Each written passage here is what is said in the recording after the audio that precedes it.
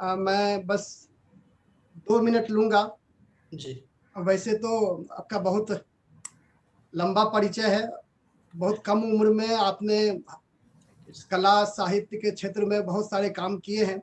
फिर भी मैं अपने प्रतिभागियों के सामने संक्षेप में आपका परिचय रखना चाहूंगा। सुदीप जी भारतीय फिल्म एवं टेलीविजन संस्थान पुणे से सत्र 2013-14 के छात्र रहे हैं। सुदीप कवि हैं, पटकथा लेखक हैं, निर्देशक हैं, परिकल्पक हैं।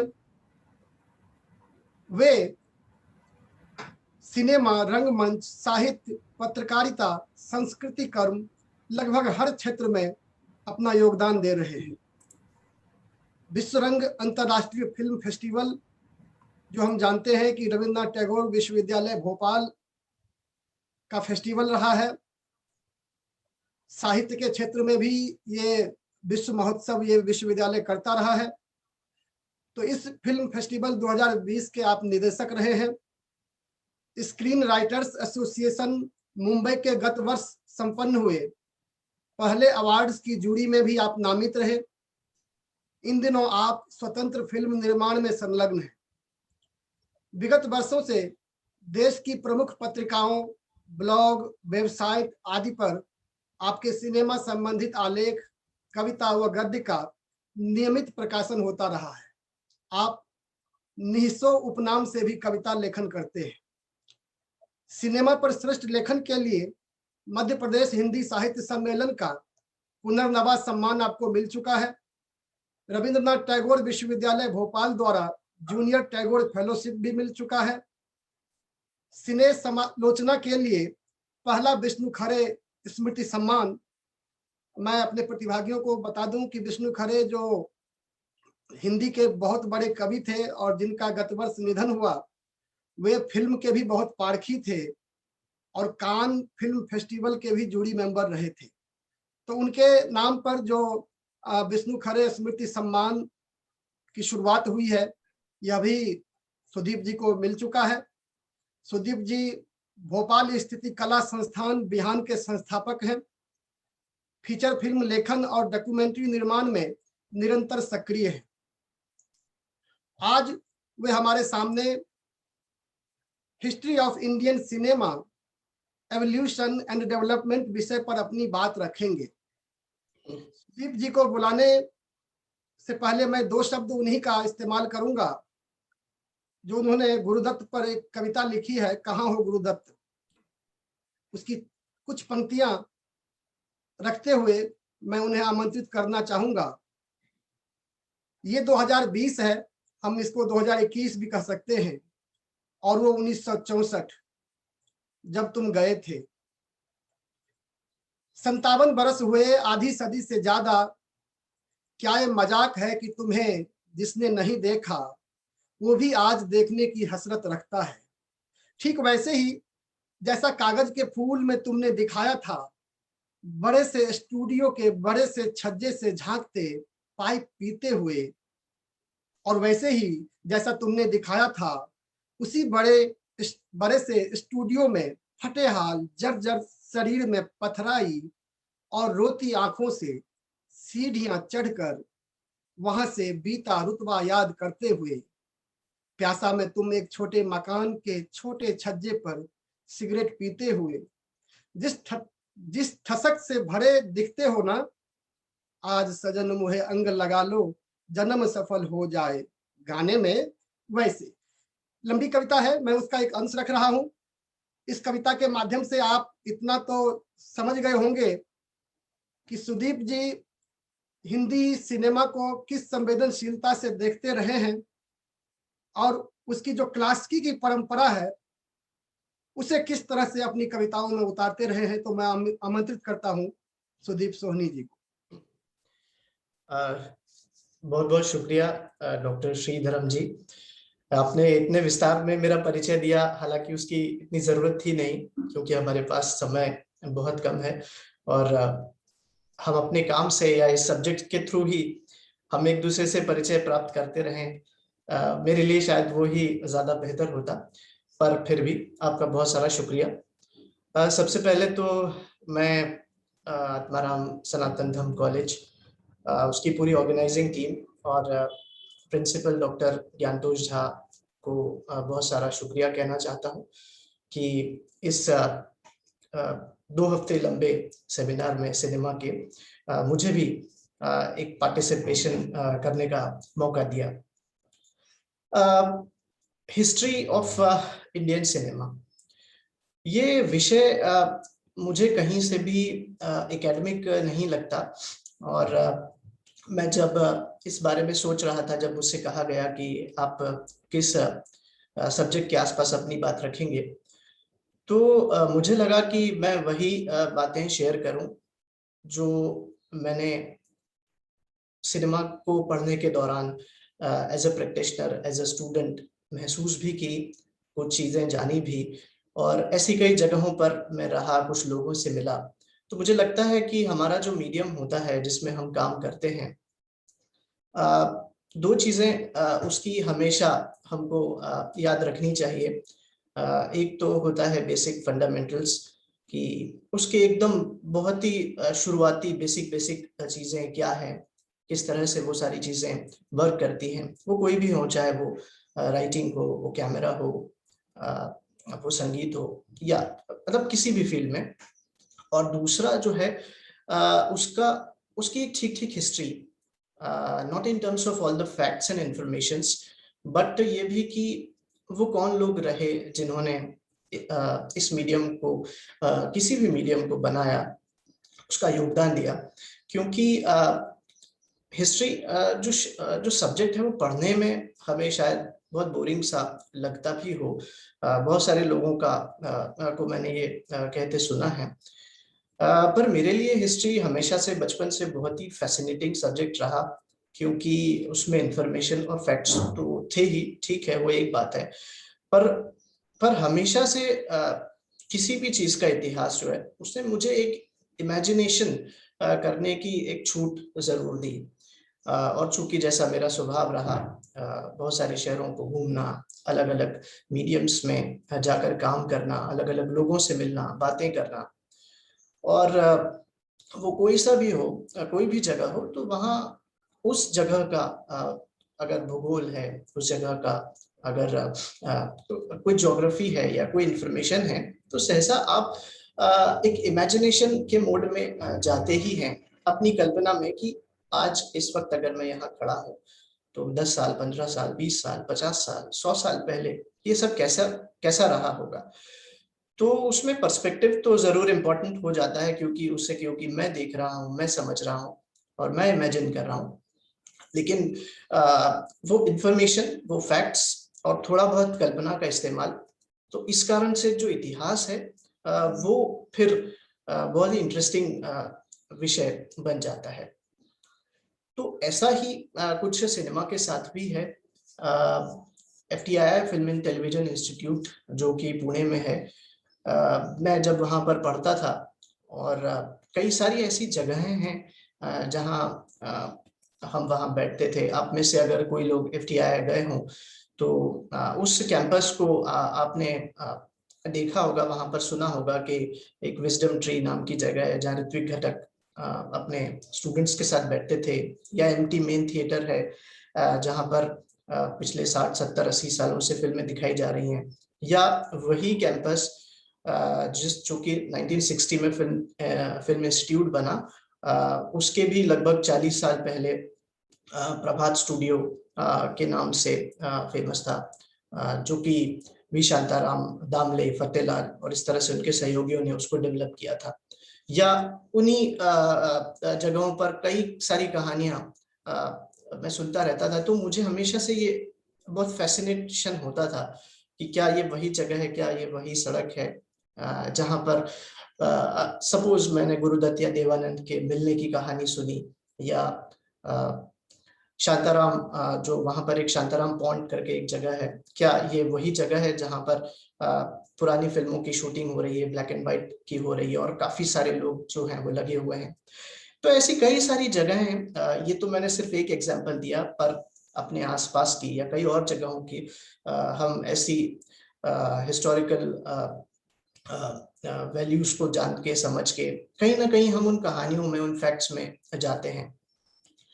तो सिनेमा के साथ में यही बात रही। और फिर जब धीरे धीरे सिनेमा देखने का मौका आया, सिनेमा बनाने का मौका आया और उसको पढ़ने का मौका आया, तो मुझे लगता रहा कि इंफॉर्मेशन के पॉइंट ऑफ व्यू से तो ठीक है, पर जिस तरह से हम आज मेहनत कर रहे हैं, जिस तरह से हम आज अपना काम कर रहे हैं, शायद इससे भी मुश्किल समय में या मुश्किल तरीकों से जो है वो सिनेमा बनाने वालों ने उसकी शुरुआत की होगी। आज तो हम 2-3 लाइंस में या कुछ पन्नों में जो है वो एक व्यक्ति की लाइफ को जो है जानकर, उसके इम्पोर्टेंट जो भी माइलस्टोन्स रहे हैं उनको समझकर आगे बढ़ जाते हैं।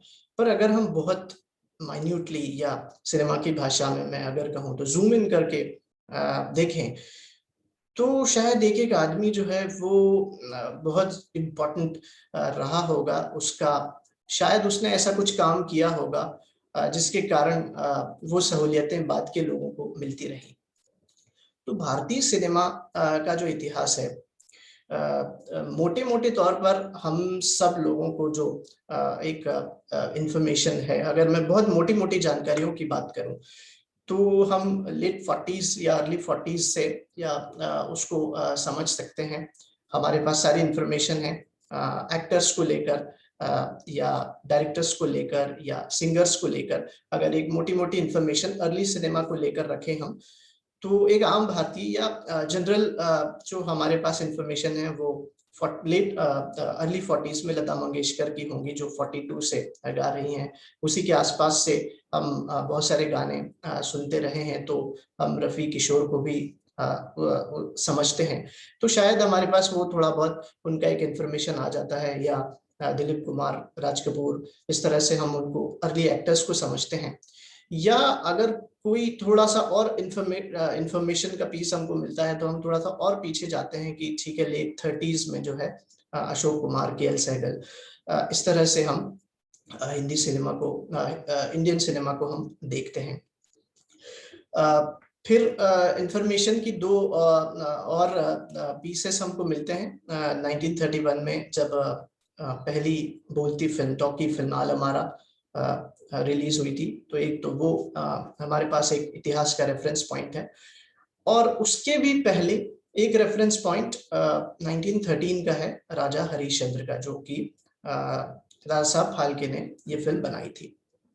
मुझे लगता है कि इतनी इंफॉर्मेशन जो है वो हमारे पास हिंदी भारतीय सिनेमा के इतिहास को लेकर है। पर क्या हम 1913 से ही भारतीय सिनेमा की शुरुआत मान लेते हैं? क्या यहीं पर इसी फैक्ट को लेकर हमें सिनेमा के इतिहास को लेकर आगे बढ़ जाना चाहिए?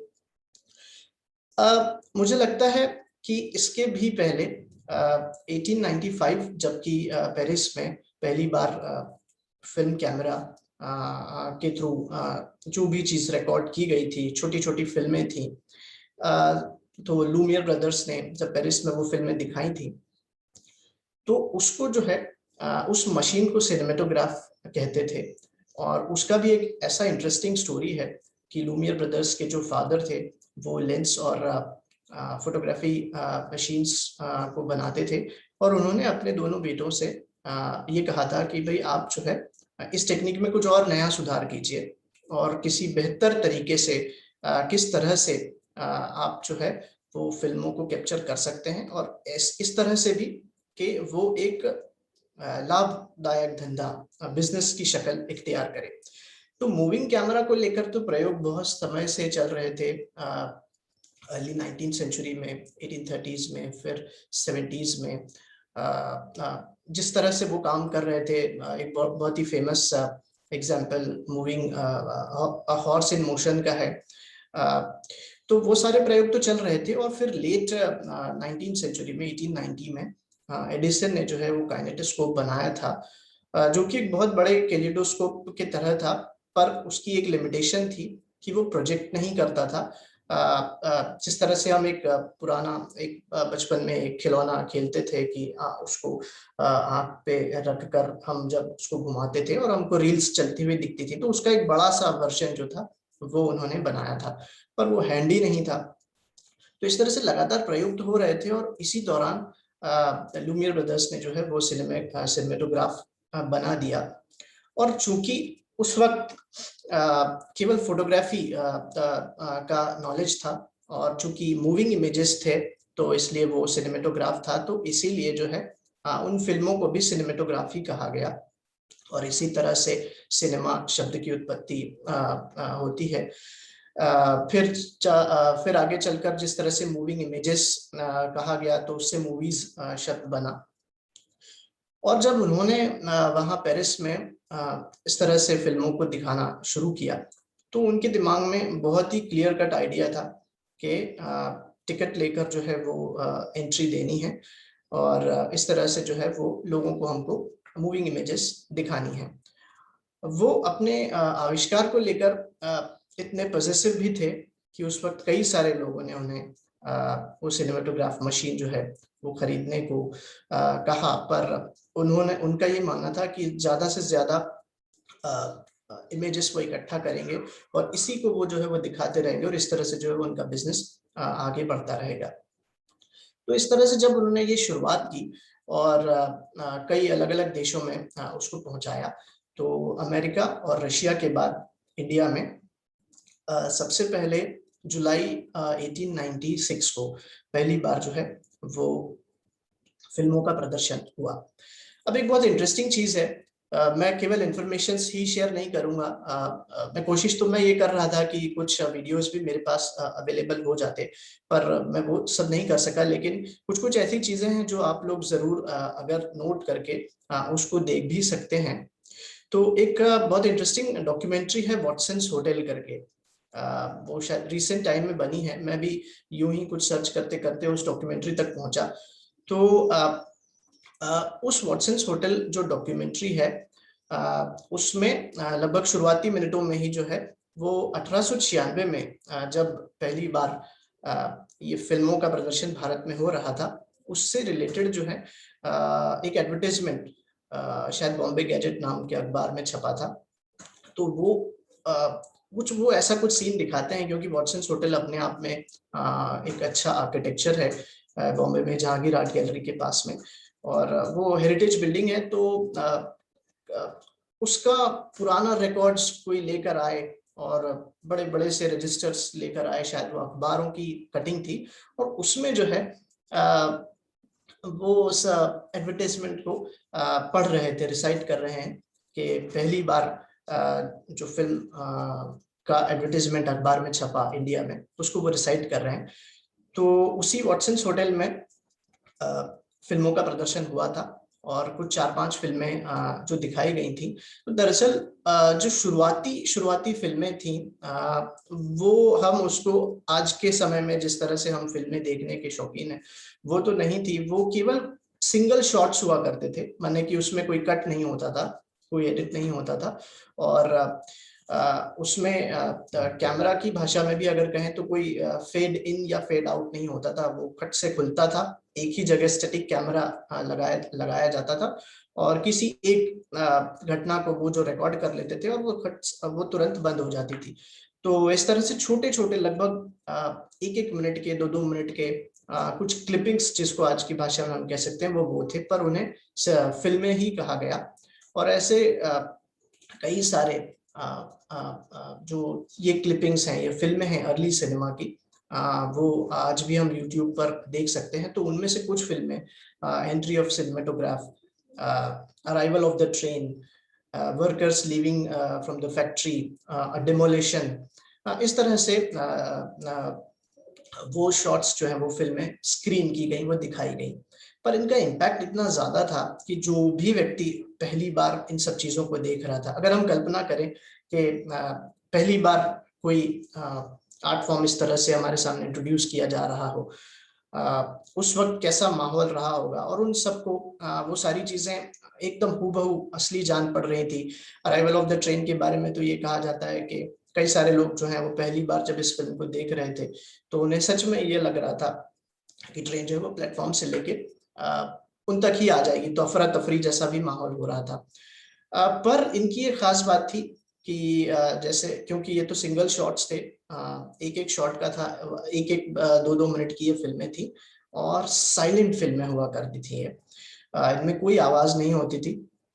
और उस वक्त एकदम शुरुआती दौर में तो म्यूजिक को लेकर भी इस तरह से नहीं था जैसा हम सुनते आए हैं कि म्यूजिशियंस जो हैं वो साथ में बैठते थे, पर लोग उनको बहुत ध्यान से देखते थे।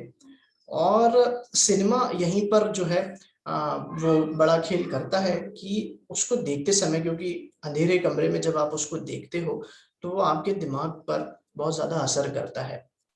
आपकी सोचने समझने की जो थोड़ी सी शक्ति होती है उसको वो ब्रेक करता है। और जिस तरह से डायरेक्टर ने पर्सपेक्टिव दिखाया है थ्रू कैमरा, तो आप उसी दिशा में सोचते सोचते आगे बढ़ते हैं।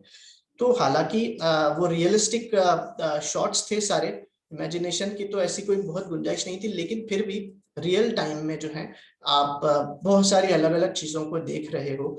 वो चाहे रेलवे स्टेशन का प्लेटफॉर्म है, वो चाहे समुद्र का कोई किनारा है, या चाहे कहीं कोई व्यक्ति ब्रेकफास्ट कर रहा है। तो ये जो टाइम और स्पेस का जो एक कनेक्शन सिनेमा ने डेवलप किया, तो देखने वाले भी और बनाने वाले भी उस वक्त उनके दिमाग में ये चीज तो बैठ गई कि ये जो मीडियम है कुछ तो थोड़ा सा अलग है, क्योंकि वो पेंटिंग से भी अलग है, वो फोटोग्राफी से भी अलग है, क्योंकि वहां पर उसका डिपिक्शन जो है वो रियल टाइम में हो रहा है। और सिनेमा की यही खासियत है कि वो लाइव रिकॉर्ड करता है। मतलब लिटरेचर में अगर आप कहते हैं कि कोई नदी बह रही है तो आप उसको सिर्फ लिख रहे हैं, या उसको उसके बहने को बताने के लिए आप बहुत सारे यूसेजेस कर रहे हैं।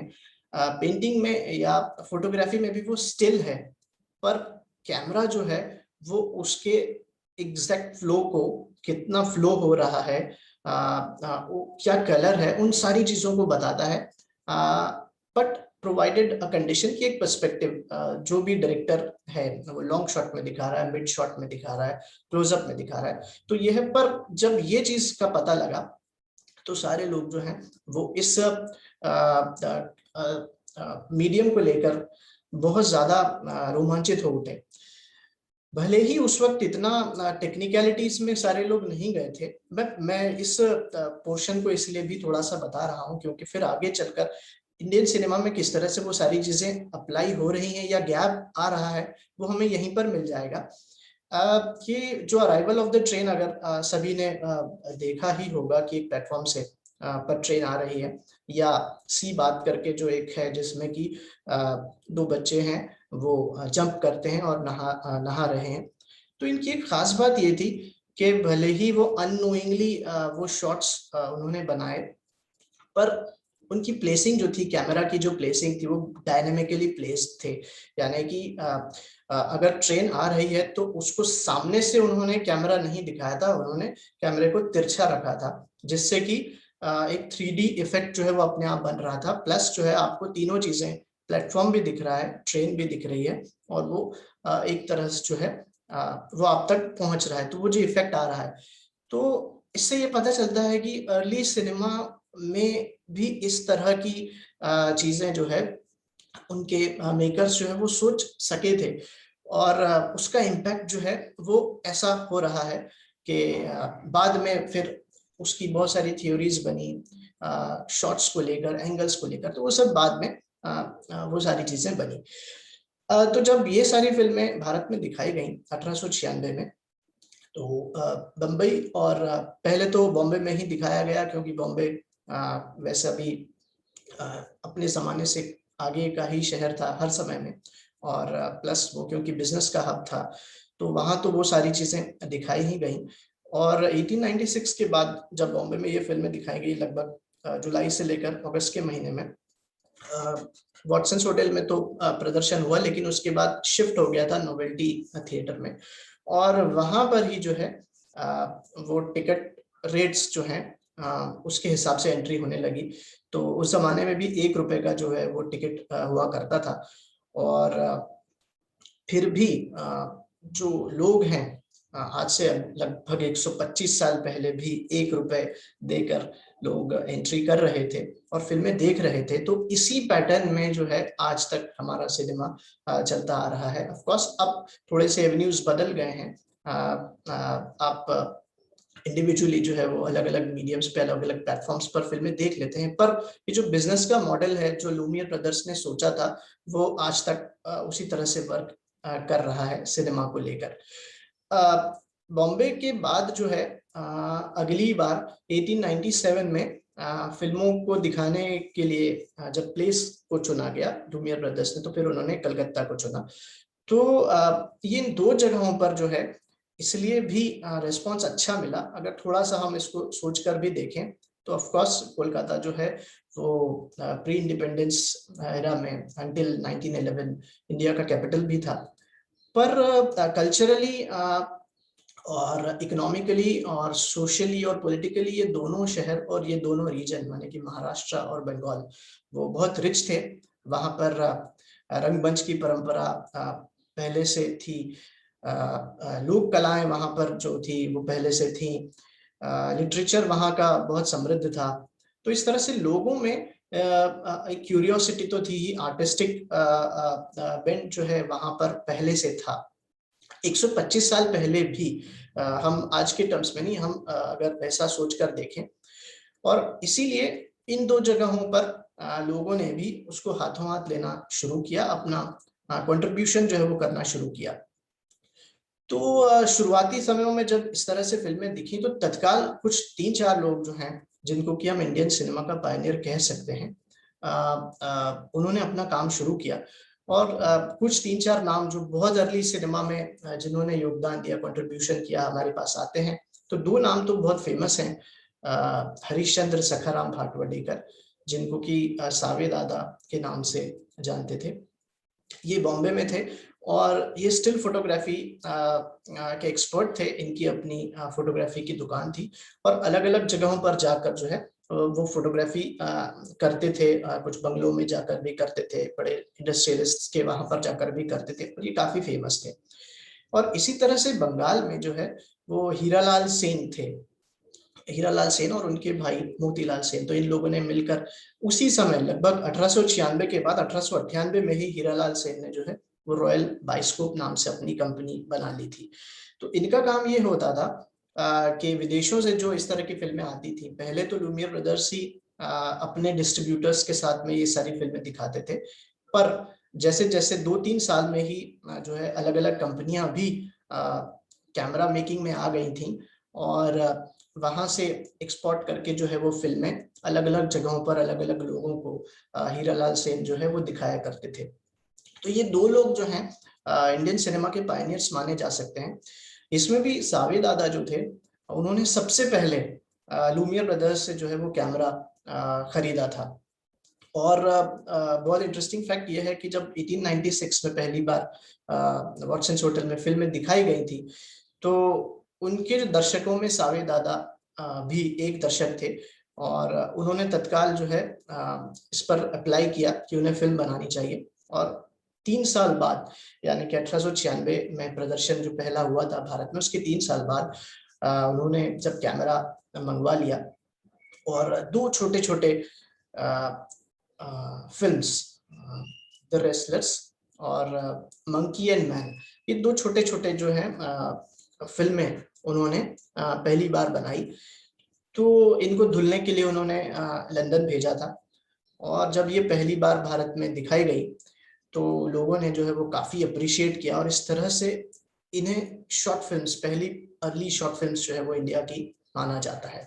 इसी तरह से बंगाल में हीरालाल सेन जो हैं, क्योंकि वहां पर नाटक हुआ करते थे, बहुत सारे थिएटर्स थे और क्योंकि पहली फिल्म स्क्रीनिंग के बाद जब सभी को लगने लगा कि ये तो काफी प्रॉफिटेबल बिजनेस हो सकता है, तो जहां पर नाटक होते थे, ड्रामा होते थे, थिएटर होता था, उन जगहों पर फिल्म्स के बाद फिल्म नाटकों के प्रदर्शन के बाद फिल्मों के शो होते थे। तो हीरालाल सेन जो है वो क्या करते थे, नाटकों का फिल्मांकन, उनके गानों का फिल्मांकन कर लेते थे। और जो बहुत अर्ली इंफॉर्मेशन है कि फ्लावर ऑफ पर्शिया करके एक बंगाली ओपेरा था, उसके उन्होंने जो है वो गाने फिल्माए थे। और फिर बाद में तो ऐसा होने लगा कि क्योंकि नाटक लगातार होते थे तो और वो म्यूजिकल ही होते थे, तो उनके म्यूजिक पोर्शन को वो लोग शूट कर लिया करते थे और हर बार जो है एक नाटक के साथ में वो गाना जो है वो दिखाया करते थे। तो ऑफ कोर्स उस वक्त साउंड तो था नहीं, लेकिन इन प्रदर्शनों को देखकर जो सारी क्यूरियोसिटी है वो अगले लेवल तक जरूर जा रही थी। इधर बॉम्बे में जब सावे दादा ने ये दोनों फिल्में बनाई, उसके बाद लंदन से कैम्ब्रिज यूनिवर्सिटी से जब एक स्कॉलर वापस इंडिया आए और उनका बहुत भव्य स्वागत किया गया बॉम्बे में, तो उन्होंने उसको लेकर एक फिल्म बनाई, fresh Indian regular of Cambridge university. तो इस फिल्म को जो है वो इंडिया की पहली डॉक्यूमेंट्री फिल्म माना जाता है, क्योंकि लाइव लोकेशंस पर इस तरह से जो है वो ये सारी चीजों को शूट कर रहे हैं। ऑफ कोर्स उस वक्त जितनी भी लिमिटेशंस हुआ करती थी कैमरा को लेकर, क्योंकि साउंड तो आपको रिकॉर्ड करना नहीं है, दूर से पास से जिस भी तरह से आप कर रहे हैं, उस वक्त केवल रिकॉर्डिंग इंपॉर्टेंट मानी जाती थी। और उसके बाद जो है उन्होंने सक्सेसिवली 2-3 फिल्में बॉम्बे में ही जो है वो बनाई। अब शुरुआती दौर का सिनेमा तो ऐसा हो गया कि आपको जो भी घटना दिख रही हो आप उसको रिकॉर्ड कर रहे हो और वो फिल्म बन गई है। इस तरह से जो है सक्सेशन होता रहा। इंडिया में जिस तरह से हिस्टोरिकल और पॉलिटिकल डेवलपमेंट्स हो रहे थे, तो वो सारी चीजें उस वक्त भी चलती रही और लोग जो हैं ये दोनों लोग इस तरह से वो फिल्में शूट करते रहे। चाहे किंग एडवर्ड सेवेंथ जब इंडिया आए थे तो उनका जो दिल्ली दरबार एक हुआ था, तो उसके प्रोसेशंस को लेकर, उनके आने जाने को लेकर और अलग अलग जगहों पर, तमाम जगहों पर जब वो घूम रहे हैं तो ये लोग जो है वो उसको शूट कर रहे हैं। तो बॉम्बे में अगर सावे दादा कर रहे हैं, कोलकाता में जो है हीरालाल सेन कर रहे हैं। इस तरह से डॉक्यूमेंटेशन को ही सिनेमा माना जाता था। एक और व्यक्ति थे FB थानावाला, जिनके बारे में बहुत सारी जानकारी तो नहीं मिलती है, लेकिन चूंकि वो भी फोटोग्राफर थे, उनकी भी फोटोग्राफी इक्विपमेंट्स की दुकान थी बॉम्बे में ही। तो उन्होंने भी शुरुआती समय में बॉम्बे के कुछ जगहों को फिल्माया। कालबा देवी का एक इलाका है, उन जगहों को उन्होंने फिल्माया और इस तरह से जो है ये अर्ली सिनेमा के डेवलपमेंट्स हिंदुस्तान में हो रहे थे। अब यहाँ पर दो चीजें थी। ये लोग तो वो लोग थे जिनके भीतर कोई क्रिएटिव पैशन था, क्यूरियोसिटी थी, और थोड़े बहुत ये लोग क्योंकि सिद्धहस्त थे, कैमरा चलाना जानते थे, तो इस तरह से वो तो फिल्मों को बना रहे थे।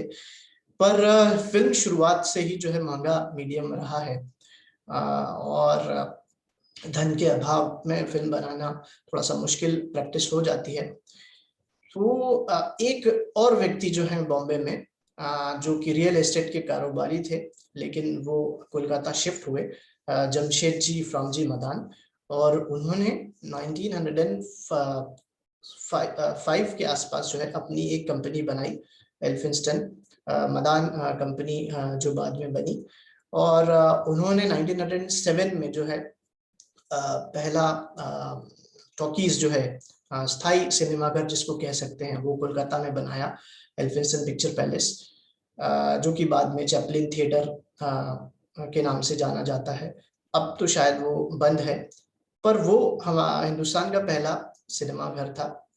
और ये सारे प्रयोग जो हैं 1896 से लेकर 1905, 6 और 7 के हैं।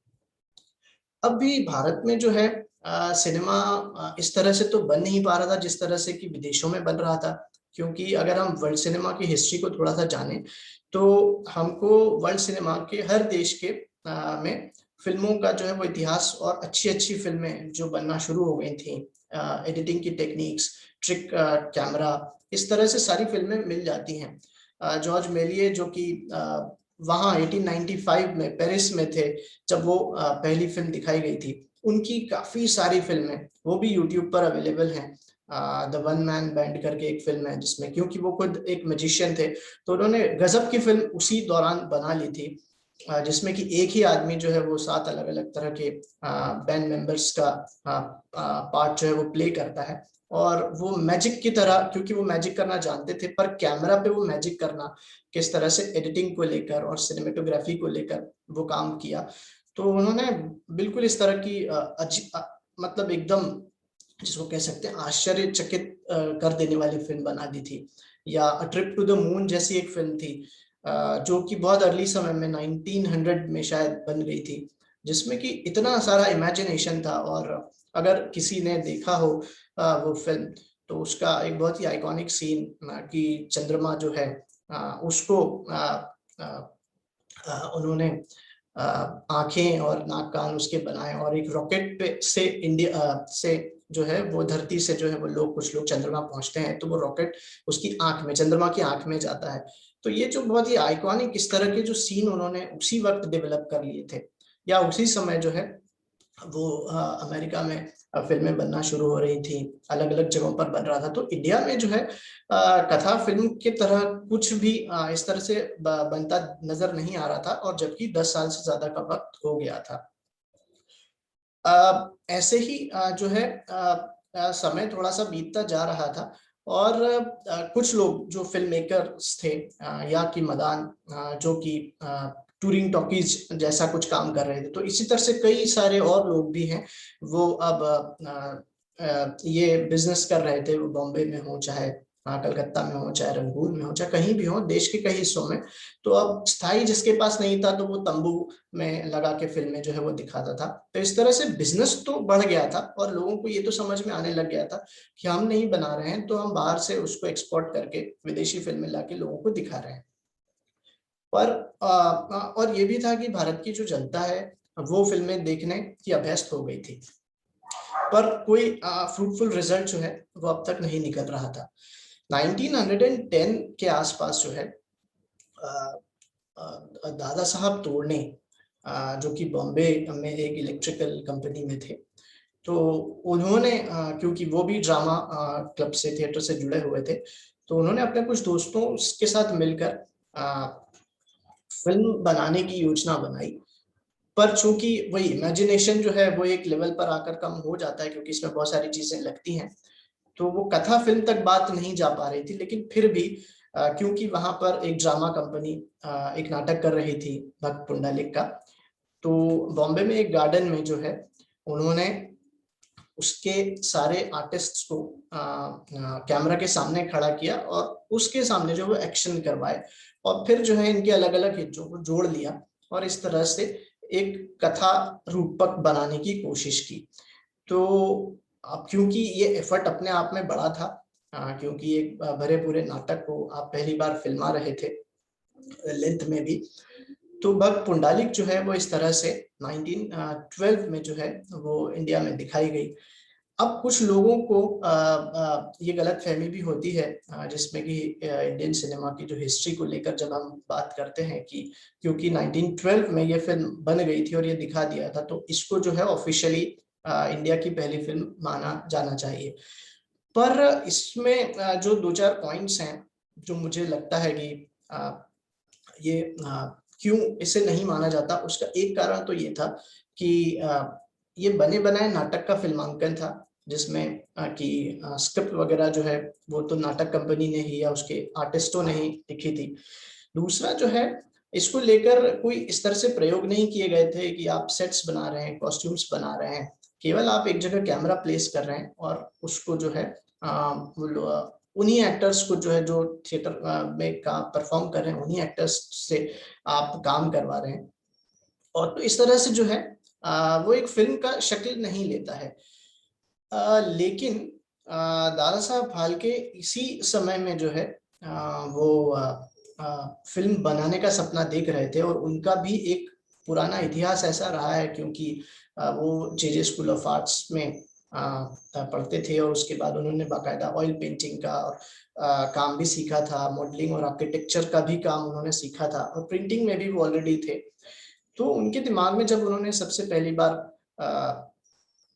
फिल्म देखी लाइफ ऑफ क्राइस्ट, तो उनको ये लगा कि जब और ये शायद क्रिसमस के आसपास की बात है, तो उनको ये लगा कि अगर विदेशी फिल्मकार जब अपने भगवान को लेकर फिल्म बना सकते हैं तो हम हमारे भगवान को लेकर फिल्म क्यों नहीं बना सकते, क्योंकि हमारे पास तो कहानियों की कमी है नहीं, वो चाहे महाभारत हो, रामायण हो। तो जब ये ख्याल उनको आया तो उन्होंने जो है वो काम करना शुरू किया। पर प्रॉब्लम ये था कि उनको फिल्म बनाने की कोई समझ नहीं थी।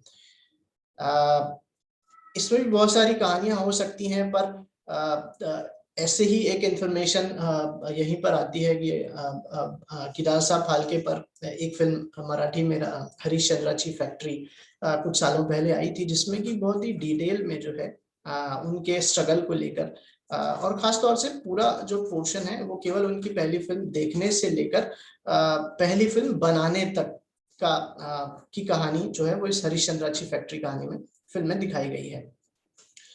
तो वो जो है उन्होंने अपनी जमा पूंजी कुछ इकट्ठा की, वो लंदन गए, वहां से उन्होंने कैमरा और परफोरेटर जो कि रोल को में सर्कल करने का काम करता है ताकि उसको कैमरे पर फिट किया जा सके। तो इस तरह से बहुत सारी चीजें, कच्ची रील्स, वो सब लेकर आए और उन्होंने राजा हरिश्चंद्र की कहानी जो है वो बनाई। ये इसलिए अपने आप में एक ऐतिहासिक और इम्पोर्टेंट फिल्म बन गई क्योंकि दादा साहब फाल्के अपने काम को लेकर पूरी तरह से पैशनेट हो गए थे। उनकी आंख की रोशनी भी चली गई थी क्योंकि वो रात रात भर ये सब काम किया करते थे। जुनूनी थे कि अपने घर की सारी चीजें उन्होंने बेच दी थी और उनका सिर्फ एक उद्देश्य था कि उनको फिल्में बनानी है।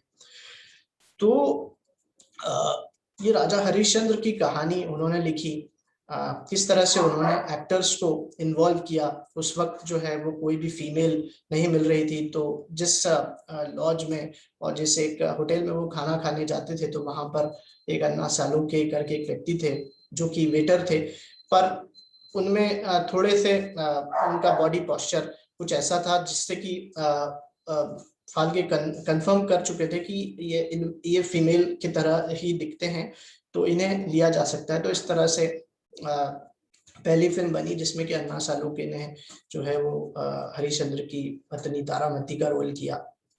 एक और थे गणपत शिंदे, उन्होंने भी एक दूसरे फीमेल कैरेक्टर को किया। एक डाबके करके एक एक्टर थे, दत्तात्रेय डाबके, उन्होंने जो है वो हरिश्चंद्र का रोल किया। और एक इंटरेस्टिंग फैक्ट ये भी है कि लता मंगेशकर के फादर यानी कि दीनानाथ मंगेशकर, वो भी इस फिल्म में किसी तरह से जुड़े थे। जब ये फिल्म रिलीज हुई और उसके पहले उन्होंने प्रीमियर की तर्ज पर बॉम्बे में कुछ लोगों को फिल्में दिखाई, प्रेस को और कुछ सिलेक्टेड लोगों को।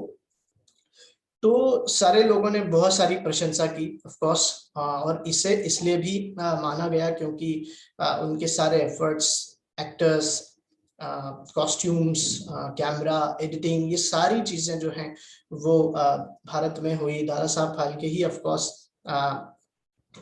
हर जगह पर इन्वॉल्व थे, प्रमोटर भी थे, तो उसके डिस्ट्रीब्यूटर भी थे। तो इस तरह से उन्होंने जो एक कथा फिल्म के रूप में पहली बार ये फिल्म बनाई और ये 3 मई 1913 को दिखाई गई। इसीलिए जो है हर साल 3 मई को जो है हिंदुस्तानी सिनेमा का बर्थ एनिवर्सरी मनाया जाता है।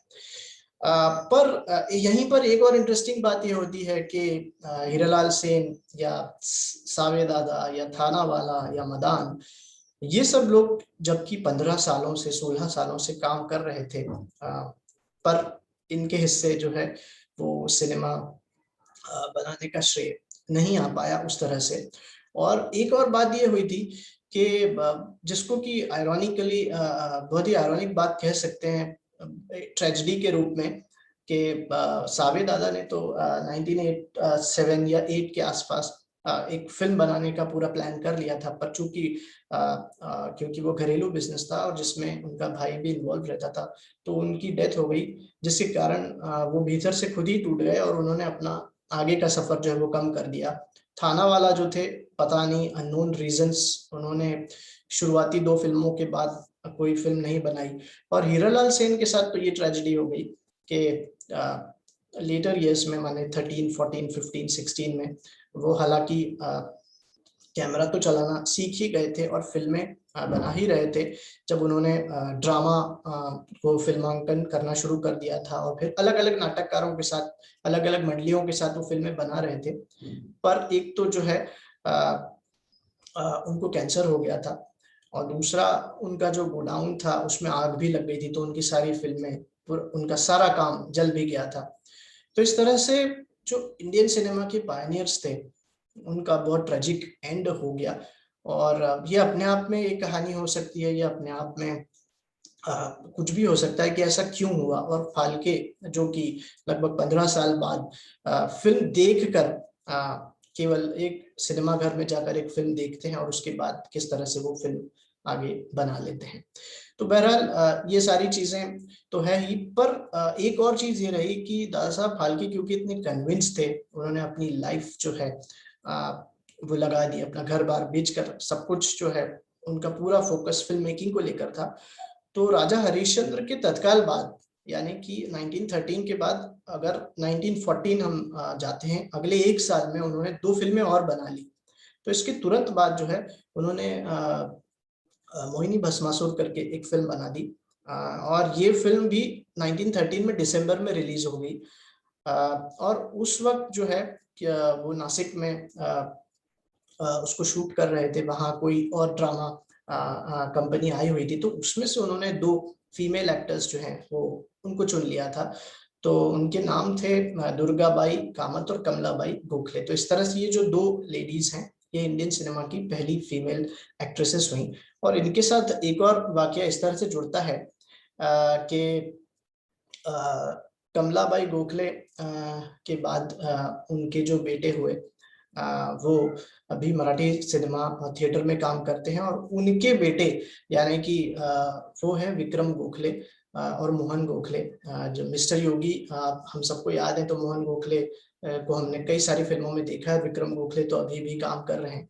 तो इस तरह से आज भी इंडियन सिनेमा की हिस्ट्री का अगर हम एक मैप देखें, एक जिसको वंश वृक्ष जैसे कुछ कह सकते हैं, तो उसकी जड़ें इस तरह से हमको दिख रही हैं।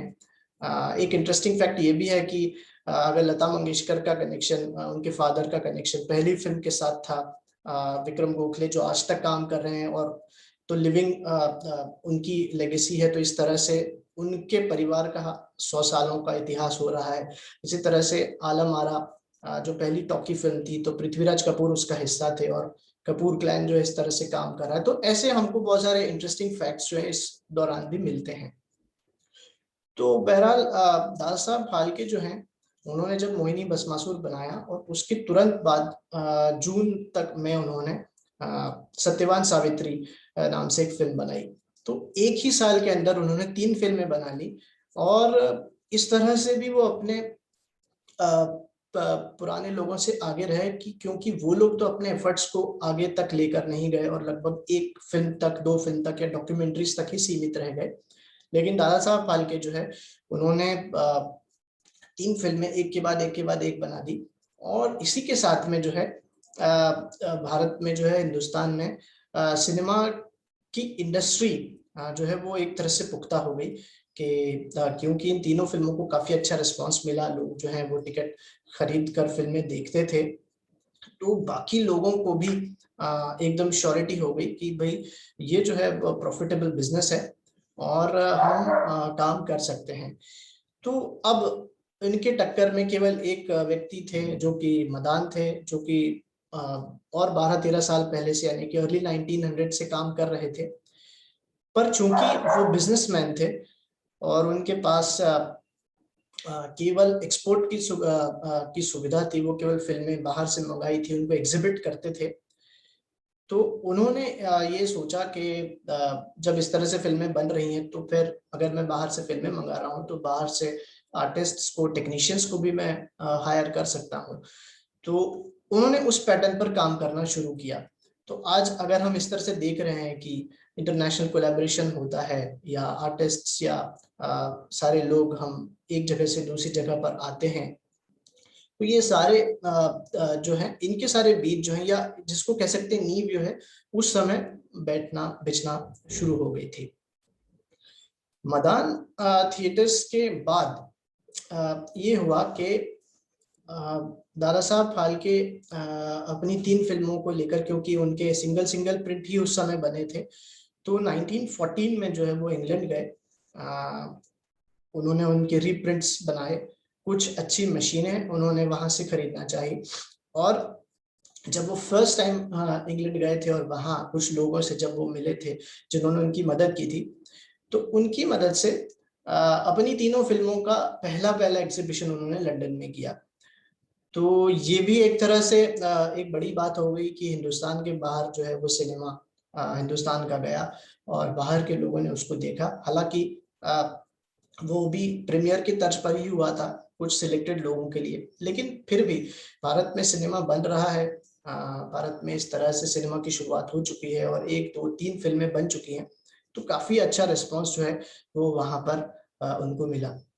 लेकिन सडनली ये हुआ कि जब वो इंडिया वापस लौटे, और वो भी ये था कि उन्हें तो वहीं पर ऑफरिंग होने लगी कि आप यहीं पर रहकर फिल्में बनाइए, पर दादा साहब फाल्के एकदम कंफर्म थे, एकदम श्योर थे कि उनको इंडिया में रहकर ही जो है वो फिल्में बनानी है। जब वापस आए तो पहला विश्व युद्ध जो है वो शुरू हो चुका था, और वो क्योंकि सारी कच्ची रील हो या उसके इंस्ट्रूमेंट्स हो या इस तरह की कई सारी टेक्निकल इक्विपमेंट्स जो हैं वो बाहर से ही मंगाने पड़ते थे, तो लगभग 2 साल जो है फाल्के परेशान रहे, क्योंकि अगले 2 साल तो इंडिया में किसी भी तरह से जो है वो फिल्म बनाने का या कोई उन्हें पैसा दे उसका स्कोप उनको नजर नहीं आ रहा था। हालांकि इस बीच 2-1 फिल्में और बन गई थी, जो कि पुराने समय से बनना शुरू हो रही थी 1911-1912 से, और वो फिर एक आध फिल्म जो है 15 में रिलीज हुई। पर एक बात तो था कि हिंदुस्तान में भी सिनेमा का प्रचार हो गया था, इंडियन सिनेमा बन रहा है, इस बात को लेकर लोग जो हैं वो उत्साहित हो गए थे। तो बम्बई और कलकत्ता के बाद जो है मद्रास में नटराज मुदलियार करके एक फिल्म मेकर थे, उन्होंने अपनी एक कंपनी वहां पर बनाई और सब्जेक्ट जो है वो कीचक वध, इस पर फिल्म बनाई। अब इंटरेस्टिंग बात यह है कि शुरुआती दौर में, यानी कि जब से दादा साहब फाल्के ने फिल्म बनाई 1913 से लेके 1920 तक, अगर हम इस 10 साल को 8-10 सालों को देखें, तो यहाँ पर सारी फिल्में जो है वो पौराणिक कथानकों पर बेस्ड हो रही थी, क्योंकि आगे भी जब थोड़ा सा समय अनुकूल हुआ, कुछ पैसों की तंगी खत्म हुई, फाइनेंसर्स से पैसा मिला, तो फाल्के ने उसके बाद जब उनको काफी सारे लोग आने लगे, तो उन्होंने लंका दहन नाम से एक फिल्म बनाई थी, जो कि इंडिया की पहली बॉक्स ऑफिस की फिल्म मानी जाती है। और कहानियां या फिर वही बात, एनेक्डोट्स ऐसे हैं कि कहते हैं कि बोरे में भरकर सिक्के जो है उनके घर लाए जाते थे, और इस फिल्म ने कमाई के बहुत सारे रिकॉर्ड्स जो है वो तोड़ दिए थे। तो इन सब कामयाबी के बाद जो है कई सारे बिजनेसमैन मदान की तर्ज पर जो है वो फिल्मों में आने लगे, और फाल्के को उन्होंने ऑफर किया। तो इस तरह से एक नई फिल्म कंपनी जो है फाल्के ने हिंदुस्तान सिनेमा फिल्म कंपनी के नाम से बनाई। मदान ऑलरेडी एस्टेब्लिश थी। उसी समय एक और कंपनी जो है आर्देशिर ईरानी ने बनाई, BL दवे एक और फिल्म मेकर थे, उनके साथ मिलकर स्टार, और बाद में जो कोहिनूर कंपनी बनी, कोहिनूर फिल्म कंपनी, उसके पहले पार्टनर, तो इस तरह से द्वारका दास और गोवर्धन दास संपत, तो इन लोगों ने मिलकर पाटनकर, पहले तो पाटनकर कंपनी बनी और उसके बाद में जो है वो कोहिनूर फिल्म कंपनी बनी। और इसी समय में महाराष्ट्र फिल्म कंपनी कोल्हापुर में बाबूराव पेंटर ने बनाई। तो ये 4-5 लोग जो हैं सेकेंड जनरेशन के फिल्म मेकर्स इस तरह से, और उनकी फिल्म कंपनियां जो है उन्होंने एस्टेब्लिश कर ली। और 1920 तक एक स्टूडियो की तर्ज पर हिंदुस्तान में जो है वो सिनेमा बनने की शुरुआत हो गई। तो अगर हम इसको थोड़ा समअप करने की कोशिश करें कि पहली फिल्में जो हिंदुस्तान में बन रही थी वो डॉक्यूमेंटेशन था, कोई भी घटना को रिकॉर्ड करके आपने उसको बता दिया। फिर हर चीज शुरुआत में आप क्रिकेट मैच देख रहे हो, सड़क पर चल रहे हैं, कोई प्रोसेशन निकल रहा है, राजा या महाराजा या कोई भी इस तरह से एक घटना हो, या उस समय के पॉलिटिशियंस हो, उन सबको आप कैद कर लेते थे कैमरे में, और इस तरह से वो डॉक्यूमेंटेशन का एक काम फिल्में करती थी। और 1910 के बाद अगर पुंडलिक को भी हम इंक्लूड कर लें, उसके बाद से लेकर 1920 तक जो फाल्के की भी जो फिल्में हैं, या मदान की जो फिल्में हैं, या बाकी लोगों की फिल्में हैं, तो वो सब पौराणिक कथानकों पर बेस्ड होती थी, यानी कि महाभारत से या रामायण से, क्योंकि उसी समय रामायण पर बेस्ड कई सारी फिल्में बनी थी। और वो अलग अलग उस वक्त जो है वो फिल्में बनाने का तरीका ये भी था कि जो पाटनकर की कंपनी थी, उन्होंने जो है वो श्री राम वनवास करके एक फिल्म बनाई थी, जो कि 6 घंटे की फिल्म थी और 4 उसके अलग अलग सेपरेट खंड थे। तो ये लोग जो है पर वीक एक खंड दिखाते थे और एक ही बार में 4 कूपन दे दिया करते थे। मतलब अगर हम इस तरह से भी कल्पना करें कि किस तरह से उस समय में सोशली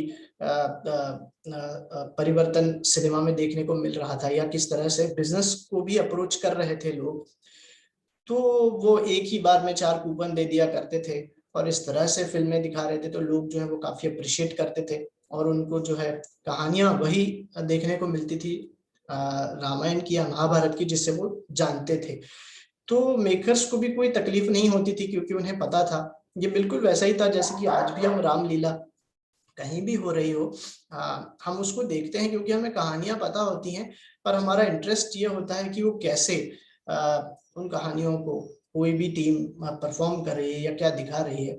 और उनके उन किसी भी तरह से अगर आज भी हमको देखने को मिलता है तो हम लोग बार बार उन कहानियों को देखते हैं, भले ही हमें वो सारी कहानियां पता हो। तो इसी तरह से इन लोगों ने वही कहानियां फोकस की जो कि भारत की जनता जानती थी, समझती थी। पर एक लेवल पर आकर जो है वो ये स्टॉक भी खत्म होना था। तो इस शिफ्ट जो है वो 20s के बाद से आया, शुरुआती 20s में। अब बात ये है कि इस तरह से शुरुआत की नींव तो पड़ गई, किस तरह से लोगों ने जो है वो शुरुआत में काम समझा, चीजें इकट्ठा की, लोगों को इकट्ठा किया, और फैक्ट्री की तर्ज पे काम करना शुरू कर दिया, क्योंकि ये कंपनियां जो है वो जिस तरह से बन गई थी। तो उसी समय 20s तक ही, 1920 तक ही भारत में 50 साइलेंट फिल्में जो है वो बन चुकी थी।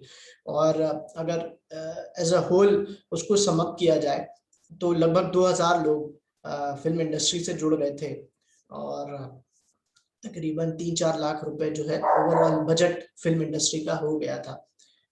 तो ये बात तो तय हो गई थी कि किस तरह से जो है वो सक्सेसिव डेवलपमेंट जो है वो सिनेमा का हो रहा था और जो लोग हैं वो उस तरह से आगे भी देख रहे थे।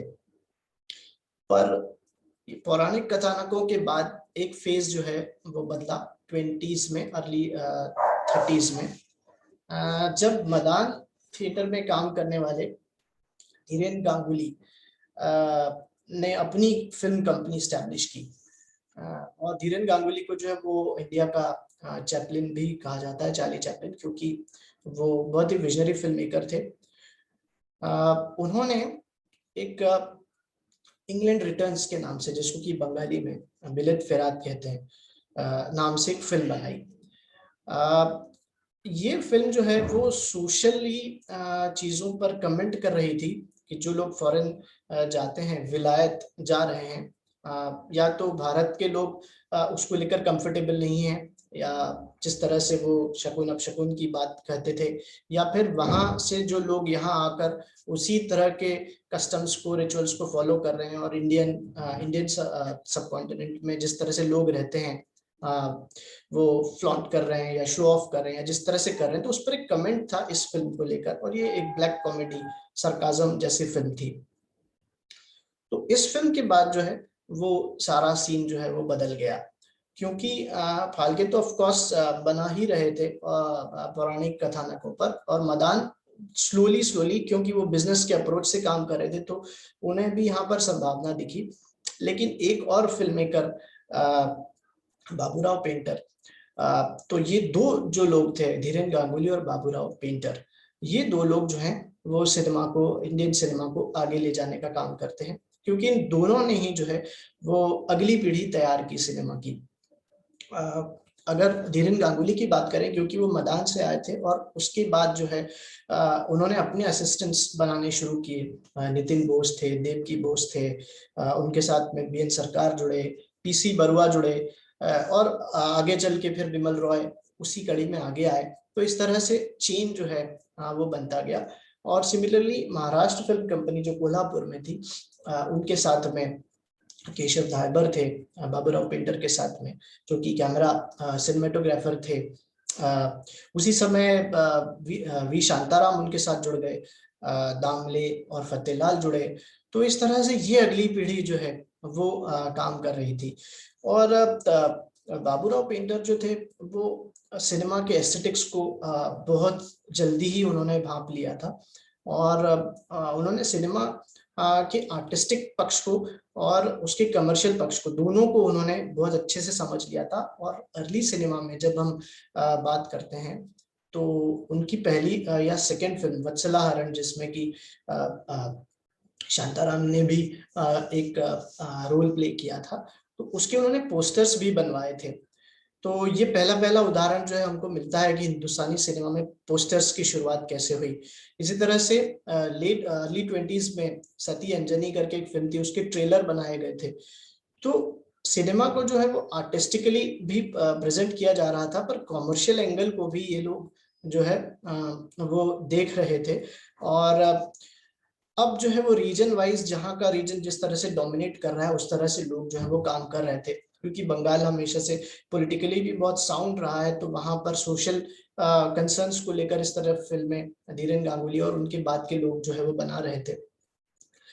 बाबूराव पेंटर ने अपने समय में जो कुछ 4-5 फिल्में बनाई, वो ऐसे पहले व्यक्ति थे जिन्होंने की आर्क लाइट में फोटोग्राफी की, यानी कि पहले तो जो थे वो खुले स्टूडियोज हुआ करते थे, और जहां पर दिन के समय में ही फिल्में बनती थी, क्योंकि जो आर्टिफिशियल लाइट है उसका तो ना उपयोग आता था, ना ही वो सारी चीजें अवेलेबल थी। पर पेंटर ने जो है वो अपने पास ये सारे संसाधन डेवलप किए और उन्होंने फिल्में बनानी इस तरह से शुरू की। तो उनकी फिल्में एस्थेटिकली भी बहुत साउंड हुआ करती थी, और प्रेजेंटेशन में भी जो है क्या कैमरा एंगल होना चाहिए, क्या उसका क्लोजअप या मिड शॉट या इस तरह से भी सारी चीजें जो है उस वक्त हिंदुस्तानी सिनेमा के लिए बहुत नई थी। तो ये सारी चीजें आ गई थी। इसी समय में जो है दादा साहब फाल्के का पहले तो, क्योंकि अपनी कंपनी के लोगों के साथ सेपरेशन हो गया था, क्योंकि जब बहुत सारा इकोनॉमिक्स जुड़ गया था और वो लगातार फिल्में बना भी रहे थे, अहिल्या उद्धार या कालिया मर्दन इस तरह से। लेकिन क्योंकि वो बहुत ही फ्री स्पिरिटेड व्यक्ति थे, तो जब इकोनॉमिक्स को लेकर कुछ डिस्प्यूट हुए तो उन्होंने वो कंपनियां छोड़ भी दी और वो बनारस चले गए थे और वो थिएटर करने लग गए थे। तो वहां पर उन्होंने रंगभूमि नाम से एक प्ले लिखा था। अब इसका भी एक ऐसा इंसिडेंस है कि रंगभूमि नाम से एक फिल्म, डॉक्यूमेंट्री फिल्म कुछ समय पहले आई थी, और उसको नेशनल अवार्ड भी मिला था। तो वो दादा साहब फाल्के पर ही बेस्ड है, जिसको कि कमल स्वरूप ने डायरेक्ट किया था। तो वो रंगभूमि जो कि प्ले फाल्के ने बनारस में लिखा था, उसी थीम को एक्सप्लोर करता है वो। लेकिन जब फिर वापस उनको बुलाया गया उनकी कंपनी के लोगों ने, और उन्होंने फिर से फिल्म बनाना शुरू किया, तो दादा साहब फाल्के को ये समझ में आ गया था कि थोड़ा सा कंटेंट को लेकर जो है एक स्टेप आगे बात बढ़ गई है, और उन्होंने फिर म्यूनिसिपल इलेक्शंस को लेकर सोशली एक सब्जेक्ट को लेकर एक फिल्म 20s में बनाई। यहाँ पर क्या हो रहा था कि इस दौरान पौराणिक कथानकों को लेकर लोग एकदम मुतमईन हो गए थे कि ठीक है अब इसी तरह से फिल्में बन रही हैं, पर अगले स्टेप्स क्या हों। कई और सारे लोग भी जो है वो फिल्म मेकिंग को लेकर जुड़ गए थे। तो हिमांशु राय इस वक्त इंडियन सिनेरियो में एंट्री करते हैं, जो कि बाद में आगे चल के देविका रानी के साथ में जिन्होंने बॉम्बे टॉकीज को एस्टेब्लिश किया था, और फिर बॉम्बे टॉकीज जो है वो आगे चलकर अशोक कुमार और फिर उनके थ्रू बहुत सारे लोगों को प्रमोट करते रहे थे। तो यहाँ वो जब आए तो उन्होंने एक कुछ 2-3 फिल्में जो हैं फ्रांस ऑस्टिन के साथ में मिलके बनाई, जो कि एक तो थी बुद्ध के लाइफ को लेकर, लाइट ऑफ एशिया। उसके बाद एक फिल्म उन्होंने शिराज बनाई थी, और एक और फिल्म थ्रू ऑफ डायस उन्होंने बनाई थी। तो इस तरह से जॉइंट प्रोडक्शंस, वो बड़े कोलैबोरेशंस थे जिसमें कि टेक्नीशियंस थे विदेशों के, और उनके फिल्मों को निरंजन पाल नाम के एक राइटर जो है वो लिखते थे। तो अब जो है धीरे धीरे एक क्लियर कट डिस्टिंक्शन सिनेमा को लेकर आने भी लगा, क्योंकि कंपनियां जो है वो जब फिल्में बना रही थी, यानी कि एक व्यक्ति हेड होता था, जैसे सपोज फाल्के, और उनके अंडर में 50 आर्टिस्ट काम कर रहे हैं, बाबूराव पेंटर और उनके अंडर में कुछ 40-50 आर्टिस्ट काम कर रहे हैं, या मदान उनके अंडर में कुछ 40-50 लोग काम कर रहे हैं, या धीरेन गांगुली उनके अंडर में काम कर रहे हैं। लेकिन सेकेंड फेज में ये हुआ कि अब ये जो लोग सब एक दूसरे से मिल रहे हैं, सपोज नितिन बोस, देवकी बोस, बीएन सरकार, प्रथमेश बरुआ, ये लोग मिलकर अपना कुछ काम कर रहे हैं, या बाबूराव पेंटर के साथ काम करते करते वी शांताराम दामले, फतेहलाल, क्योंकि ये सब अलग अलग स्ट्रीम में एक्सपर्ट्स होते गए थे। जो फतेहलाल थे वो आर्ट डायरेक्टर थे, दामले रिकॉर्डिस्ट थे, धाइबर कैमरामैन थे। तो ये सब लोग जो है वो मिले, और फिर इन सब लोगों ने एक दूसरे के साथ मिलकर काम करना शुरू किया। तो नेक्स्ट स्टेप पर जो है वो कोलैबोरेटिव प्रैक्टिसेस की शुरुआत हुई। तो हिमांशु राय के साथ में जब ऐसी टीम बनने लगी, तो अब हर जोड़ी का या हर कोलैबोरेशन का एक अलग अलग रंग भी दिखने लगा। अब किस तरह से सिनेमा पिछले 20-25 सालों में ही बदल गया था, अगर हम थोड़ा सा यहाँ भी देखें तो किसी और आर्ट में इतनी जल्दी मतलब बनने के साथ, पैदा होने के साथ इतने परिवर्तन नहीं आए थे जितने कि सिनेमा में 10-20 सालों में ही आ गए थे। और अगर पहली फिल्म हम राजा हरिश्चंद्र को ही माने, जो कि 1913 की थी, तो उससे लेकर अगर हम 1930 के दशक तक आए, माने कि 15-17 सालों में कंटेंट को लेकर चीजें बदल गई थी, फॉर्म को लेकर चीजें बदल गई थी, टीम और जिस तरह से इंडस्ट्री वर्क कर रही थी उसको लेकर चीजें बदल गई थी, एक्टर्स को लेकर चीजें बदल गई थी, और विजन को लेकर भी बदल गई थी कि कुछ लोग जैसे फाल्के, अगर वो केवल मैथोलॉजिकल सब्जेक्ट्स पर काम कर रहे थे, तो मदान जो है वो उन्होंने वेट एंड वॉच के साथ में, क्योंकि वो एक प्रोडक्शन हाउस जैसा काम कर रहे थे, तो उन्होंने मैथोलॉजिकल फिल्में भी बनाई और साथ साथ में सोशली रिलेवेंट फिल्में भी बनाई, और एक प्रोफेशनल स्टूडियो की तरह की, क्योंकि वो केवल प्रोड्यूसर हैं, तो वो जिन भी लोगों को वो हायर कर रहे हैं उनके साथ में मिलकर वो फिल्में बना लें।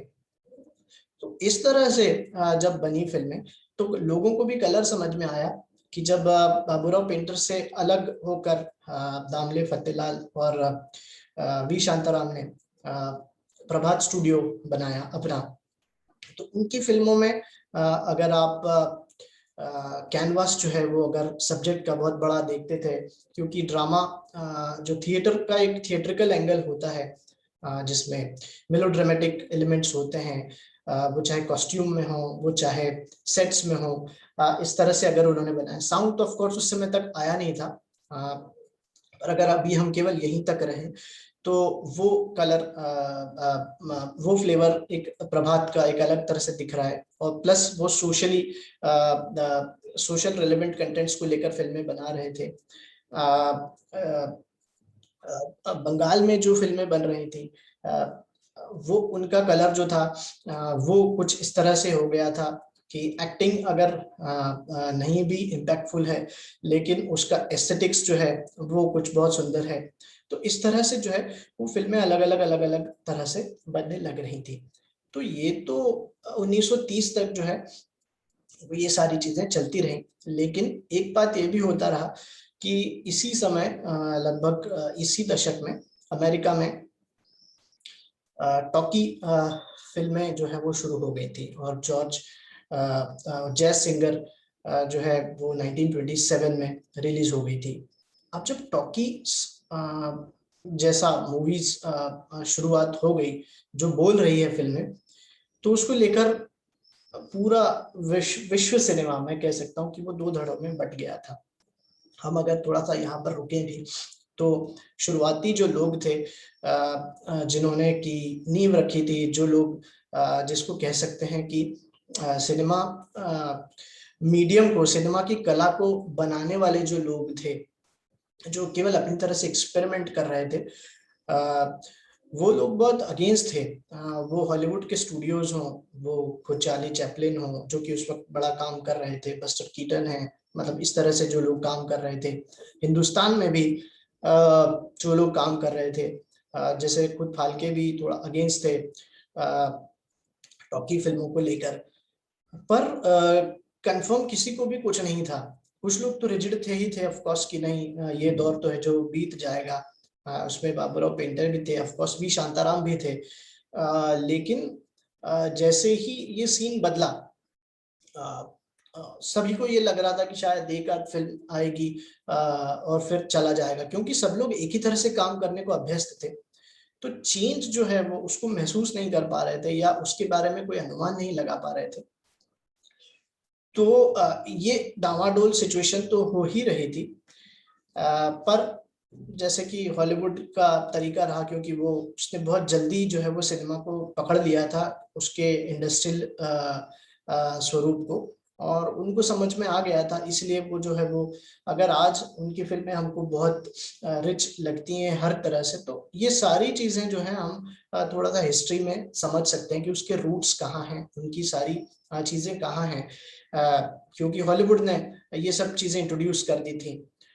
वो ही इंडस्ट्री के पैटर्न के तौर पर, स्टूडियो के पैटर्न के तौर पर काम कर रहे थे, जहां पर मंथली जो है वो सारे लोग जो हैं उनके सैलरीड एम्प्लॉय की तरह होते थे। तो इस तरह से बहुत प्रोफेशनल तरीके से जो है वो काम वहां हो रहा था, और कुछ कुछ जो है वो इसी तरह से दुनिया भर में जैसे काम हो रहा था, उनको उनके देखा देखी हिंदुस्तान में ये कंपनियां, ये स्टूडियोज जो है वो वर्क कर रहे थे।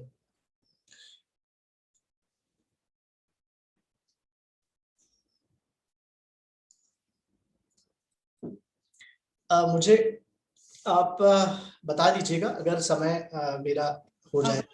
15 मिनट है अभी। जी, मैं बिल्कुल इसको यहाँ समअप करता हूँ कि जब इस तरह का सीन बनने लगा, तो टॉकी फिल्मों को लेकर बहुत सारे लोग जो हैं वो काम तो करने लग गए थे।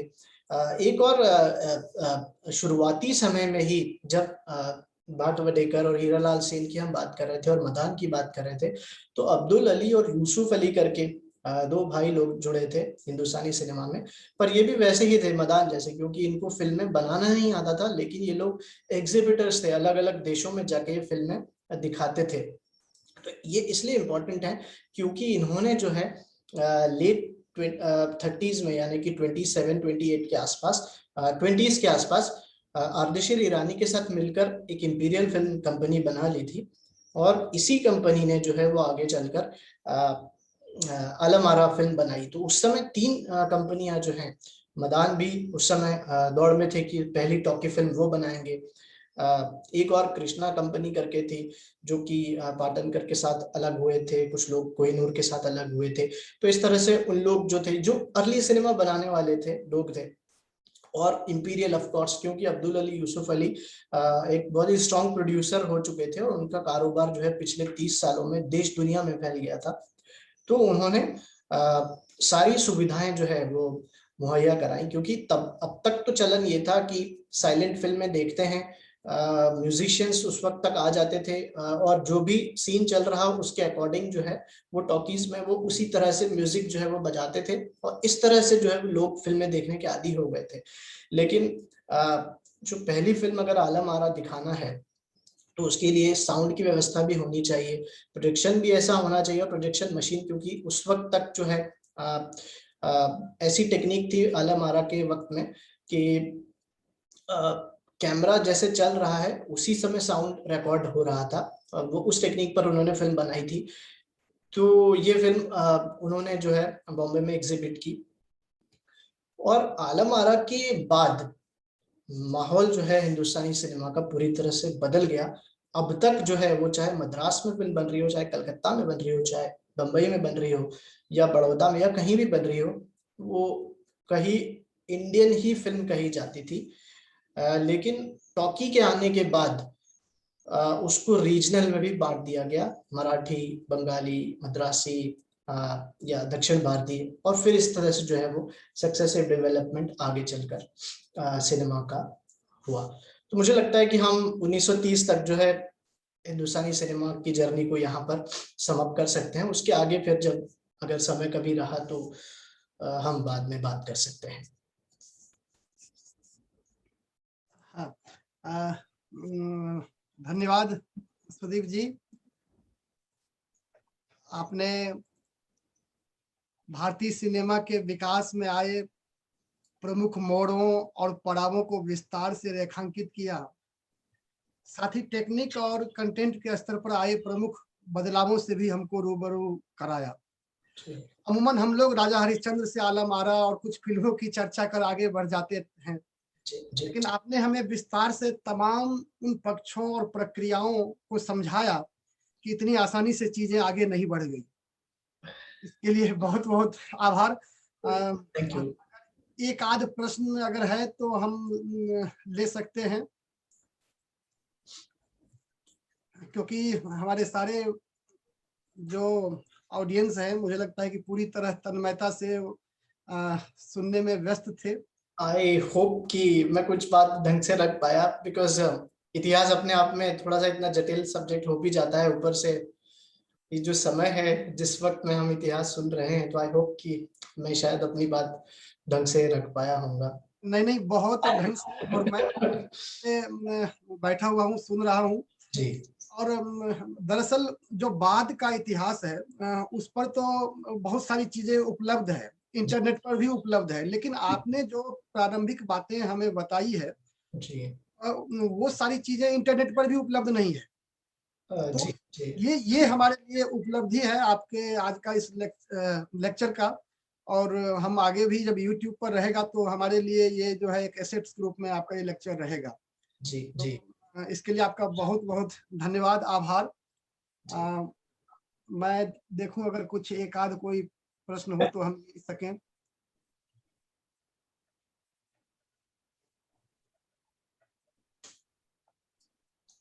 मैं अपनी तरफ से सिर्फ एक बात जोड़ देना चाह रहा हूँ।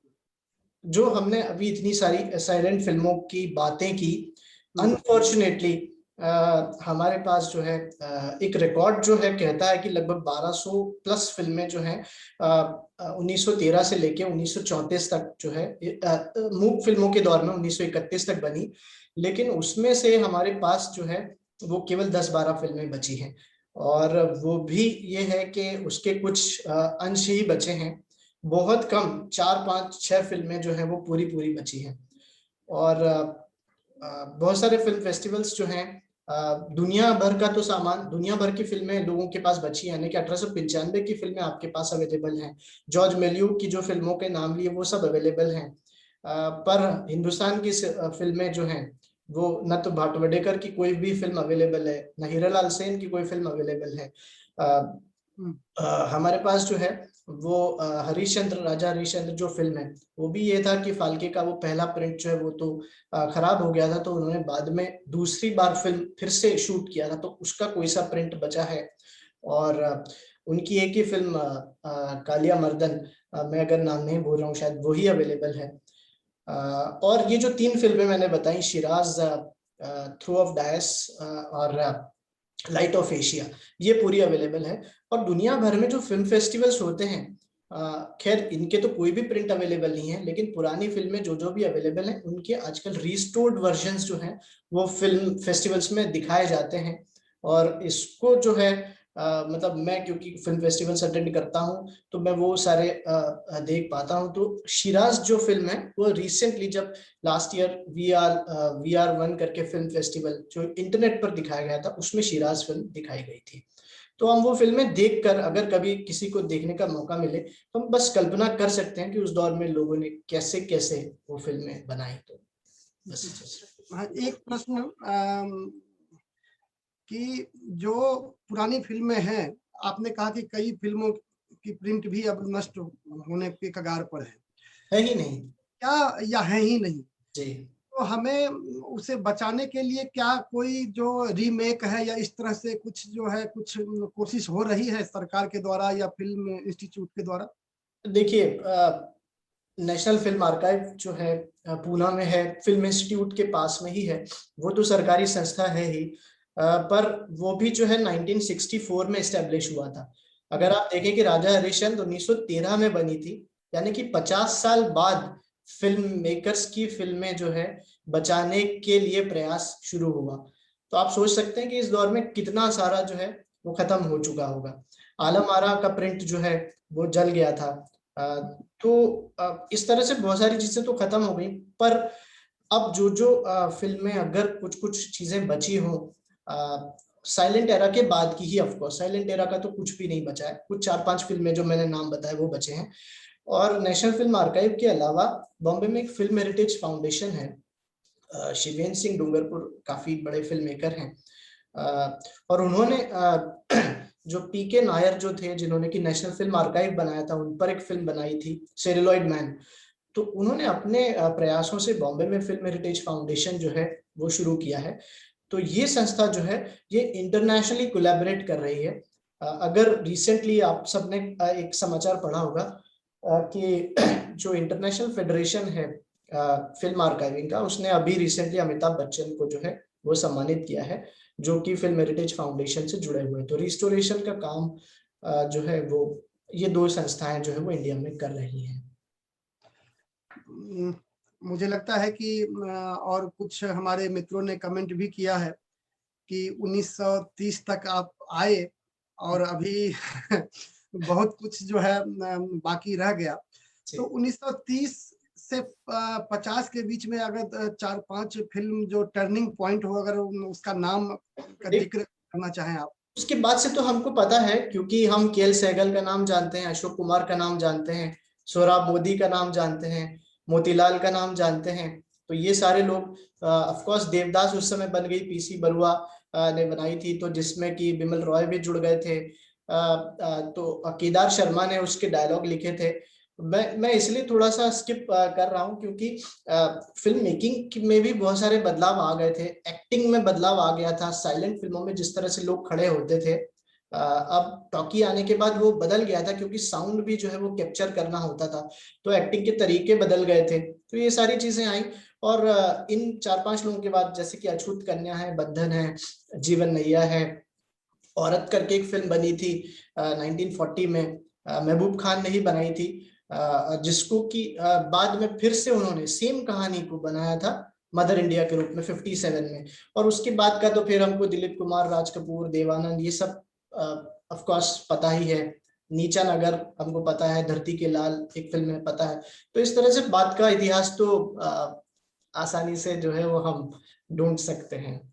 अच्छा, एक प्रश्न मैं अपनी तरफ से आपसे पूछना चाहूंगा जी जी। कि शुरुआती फिल्में जो है आम आदमी के लिए बनी और उसमें कहीं न कहीं से चाहे वो मिथ आधारित हो या फिर गाँव आधारित हो। जी और फिर धीरे-धीरे थिएटर से वो फ़िल्में मल्टीप्लेक्स में गई और लगा कि आम आदमी से फ़िल्में दूर हो रही हैं हाँ और कंटेंट के स्तर पर भी बदलाव हुआ। जी फिर अभी कोरोना में एक चीज़ बहुत अच्छा हुआ, जो एक नया प्लेटफ़ॉर्म मिला ओटीटी का। जी। तो ऐसे में जो फ़िल्म का भविष्य है वो किस रूप में देख रहे हैं? क्या ये मल्टीप्लेक्स और इसके बीच कोई तनाव होगा या दोनों अलग-अलग 2 धाराएँ विकसित होंगी? देखिए, मैं एज ए प्रैक्टिशनर तो ये मानता हूँ कि बदलाव तो हर समय में होगा ही। अभी का जो टाइम है वो थोड़ा सा, मतलब मैं ऐसा मान रहा हूँ कि फिल्म मेकिंग से थोड़ा सा शिफ्ट कर गया है। अभी अगर हम कॉमर्शियल सिनेमा की बात करें, वो चाहे इंडियन हो चाहे वेस्टर्न भी हो, वो बहुत कंटेंट ओरिएंटेड हो गया है। माने कि हम कहानियां देख रहे हैं, लेकिन सिनेमा जो है वो कहानी नहीं है, वो कहानी से अलग कोई चीज है। अगर हमें कहानी ही देखनी या सुननी होती तो हम या तो कहानी पढ़ लेते या कहानी सुन लेते, तो फिर हमें फिल्म देखने की क्या जरूरत है। तो लेकिन क्योंकि अलग अलग समयों में जो है वो बदलाव हुए हैं, जैसे मैंने बताया कि पहले एक ही आदमी का विजन था जिसको 50-40 लोग फॉलो कर रहे थे, फिर उसके बाद में शिफ्ट हुआ, स्टूडियो पैटर्न पे आए, फिर अगर मैं हिंदुस्तानी सिनेमा की बात करूं, फिर एक्टर सेंट्रिक हो गए, फिर डायरेक्टर सेंट्रिक हो गए, यानी कि आप इम्तियाज अली, अनुराग कश्यप, विशाल भारद्वाज, इस तरह का सिनेमा आप देखने लग गए। और अब जो है वो कंटेंट ओरिएंटेड हो गया, आपको पता भी नहीं है कि किस डायरेक्टर ने बनाई कौन सी फिल्म, कौन म्यूजिक डायरेक्टर था, कौन राइटर है इवन। पर आपको जैसे सर, अभी जो सर फिल्म आई है, आपको नहीं पता होगा कि उसके डायरेक्टर कौन है, उसके राइटर कौन है, पर वो कहानी आपके दिमाग में रह गई। तो इस तरह से अभी जो कंटेंट का जमाना है, आई होप कि थोड़ा सा इंडिपेंडेंट मेकिंग जो है, इंडिपेंडेंट फिल्म मेकिंग, शायद उसको बूस्टअप मिले थोड़ा सा, क्योंकि अभी जो लोग हैं मेच्योर हो गए हैं, फिल्मों को देखना सीख गए हैं। फिल्में देखना भी बाय द वे एक आर्ट है, तो वो भी डेवलप कर गए हैं, वो स्किल है वो भी डेवलप कर गए। तो मुझे लगता है कि इंडिपेंडेंट फिल्म मेकिंग का थोड़ा सा जो है वो सीन जो है वो आगे आना चाहिए, या वो आएगा। तो क्या हम मान लें कि जो कंटेंट आधारित फिल्म बनाने वाले हैं, वो जो भव्यता के मारे मल्टीप्लेक्स वाले जो एक पूरी पीढ़ी है, एक उसे चुनौती दे पाएंगे अपने एक नए ऑडियंस के साथ? हाँ हाँ बिल्कुल, क्योंकि आप देखिए ना, अब तो आपके पास में है सारी फैसिलिटी, आपके पास 5, 6, 7, 8 OTT प्लेटफॉर्म्स हैं। आप सर्च करते हो कि आपको क्या देखना है, तो आप सोचिए कि बिल्कुल चाबी जो है वो दर्शक के पास है। बिल्कुल, बहुत बहुत धन्यवाद सुदीप जी। बातें तो आपसे करने का बहुत मन कर रहा है, और अगली बार एक बार आपको और परेशान करेंगे, और इससे 1930 से आगे का जो एकल व्याख्यान हम कोशिश करेंगे कि आपका रखें। बहुत बहुत धन्यवाद, बहुत बहुत आभार, और हमारे कॉलेज की तरफ से, हमारी टीम की तरफ से आपने हमें समय दिया। Thank you. मुझे मेरी तरफ से भी बहुत सारा शुक्रिया, बहुत सारा थैंक यू आप सभी को। तो मित्रों, ये सत्र इसी के